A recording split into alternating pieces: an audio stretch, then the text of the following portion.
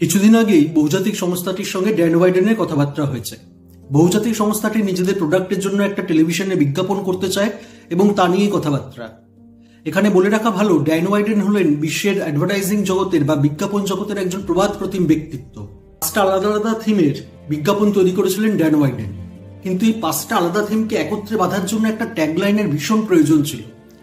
Dan widen যখন সেই ট্যাগলাইনের খোঁজে হন্য হয়ে ঘুরছেন বা নিজের মাথার চুল ছেড়ছেন কার্যত, তখন ড্যান ওয়াইডেনের সেই কুখ্যাত অপরাধী গ্যারি গিলমোরের কথা মনে পড়েছে। আমেরিকার ইতিহাসে অন্যতম কুখ্যাত এবং আলোচিত অপরাধী ছিল এই গ্যারি গিলমোর। আলোচিত কেন?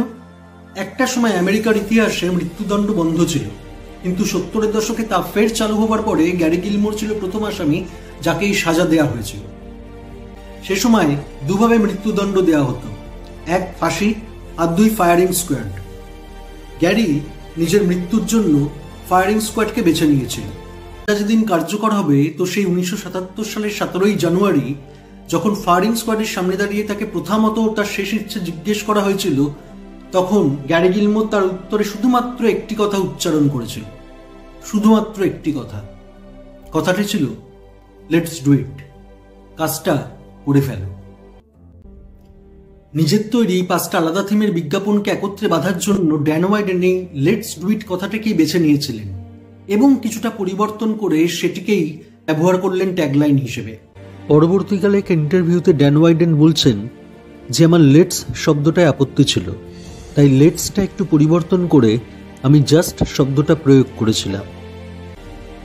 1988 সালে সেই বিজ্ঞাপন লঞ্চ হওয়ার পরেই আক্ষরিক অর্থেই একটা বিপ্লব হয়েছিল বিজ্ঞাপন জগতে এবং ক্রীড়া জগতে। আপনারা এতক্ষণে নিশ্চয়ই বুঝে গেছেন যে আমি কোন স্লোগানের কথা বলছি আর কোন বহুজাতিক সংস্থার কথা বলছি। হ্যাঁ, ঠিকই ধরেছেন, আমি নাইকের জাস্ট ডু ইট স্লোগানের কথা বলছি।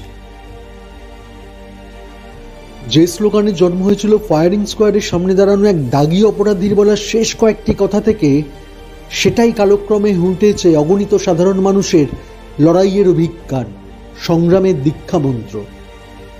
একে মিরাকল ছাড়া আর কি বলতে পারেন?